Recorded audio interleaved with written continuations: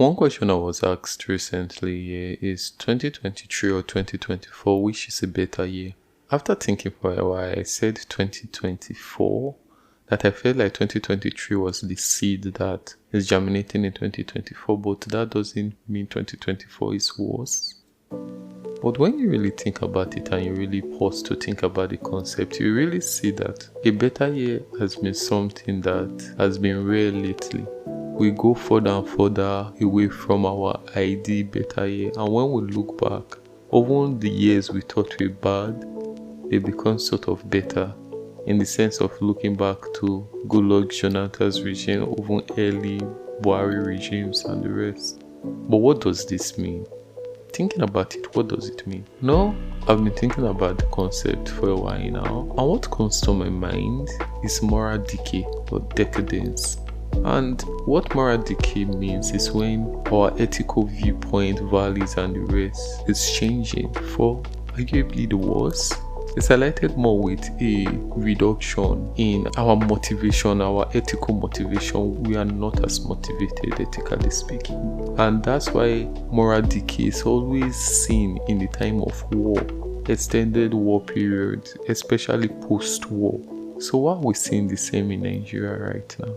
In one hand, we can see the rise of globalization through the internet, force feeding us too many information has really made us see different moral viewpoints, seeing what we are lacking. I also seen that the world is going to shit. But in another hand, I would say it's not necessarily because of the internet, but it's because of more distractions. This is where the concept gets interesting. For one, I would always argue that something the internet did was force feed us information enough for us to question what we have never questioned. Question the concept of God, question the concept of love, question the concept of sex, question the concept of friendship, marriage. Everything is being questioned. And in one hand, I am pro these questions. I am pro understanding the benefit and the opportunity these questions bring. Because I feel when the status quo is never questioned, we are doomed to a fate of being left behind. So it's very important to question these things and see ways in which we can improve. But something these questions inherently do is shake our stability. And as humans, we love stability. That need for stability is now forcing us through a process of moral decay.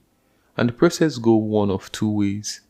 A clear rejection for the stability, leaving traditional religion, leaving traditional marriages, leaving all of them behind and searching for the new, or a more steadfast hold on the traditional things.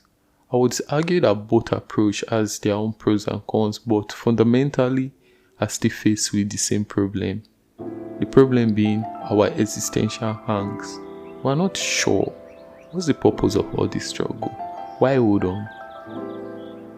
When you think about that question, why hold on? What solution comes to mind? For me, the solution is a butterfly. Fun fact, Nigeria has one of the most diverse butterfly ecosystem in the world. One of the most diverse.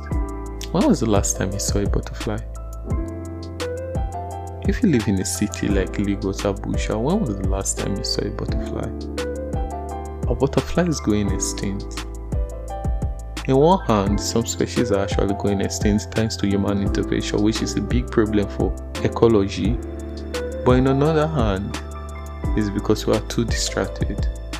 A friend of mine once told me that she can't remember the last time she saw a butterfly.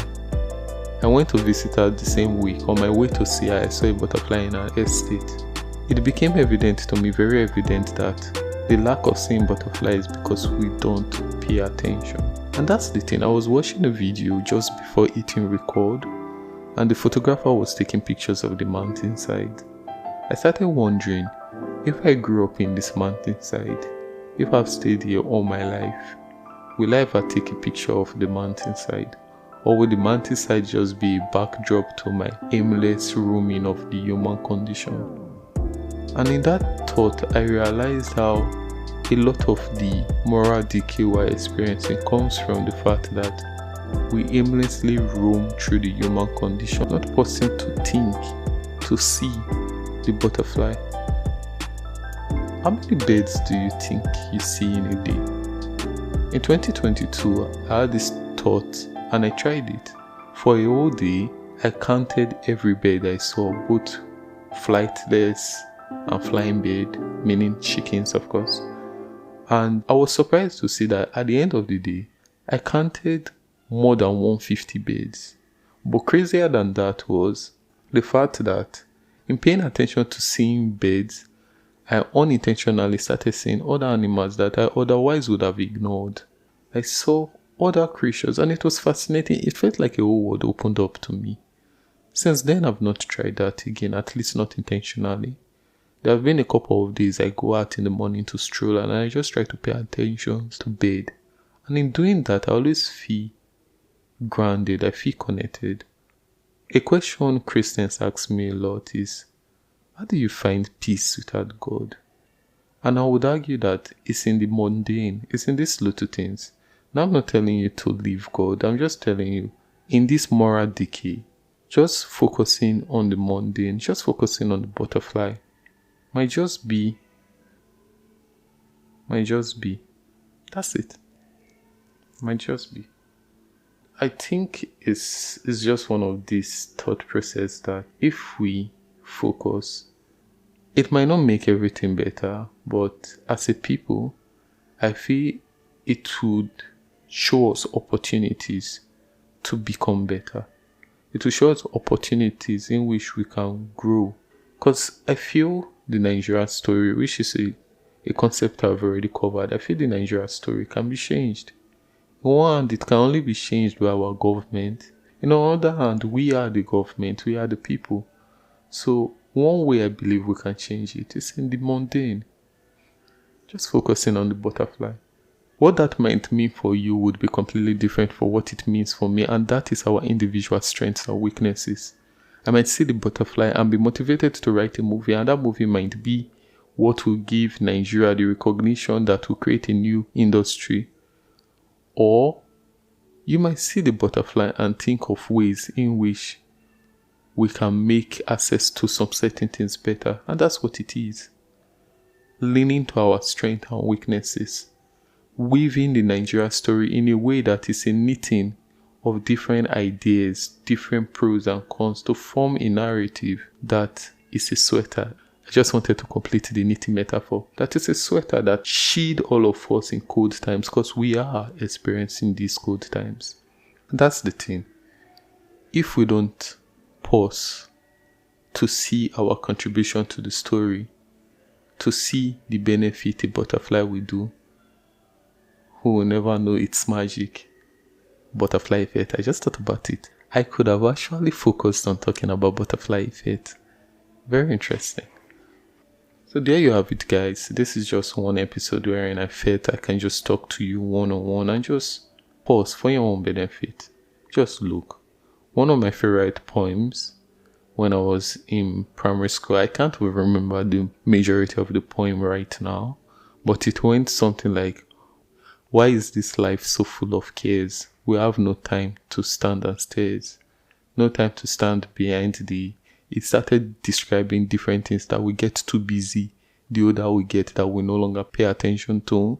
And as a kid reading that, it just appealed to me. But as an adult looking back to the idea of the poem, it makes so much sense, because one of the things you see in kids is the way their eyes glitter when they see new things. But the older we get, the more the brain ignores these things because those things are not threatening.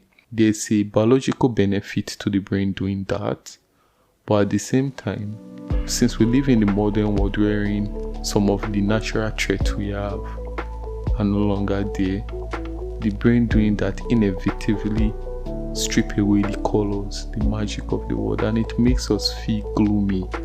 And that gloomy nature leads to the moral decay that is now very evident in the financial instability that is called in Nigeria. So there you have it. I think this is the third time I'm saying there you have it. But yeah, there you have it. Thanks for coming. See you again next week, Wednesday. I love you, and I hope you take care of your mental health. Bye.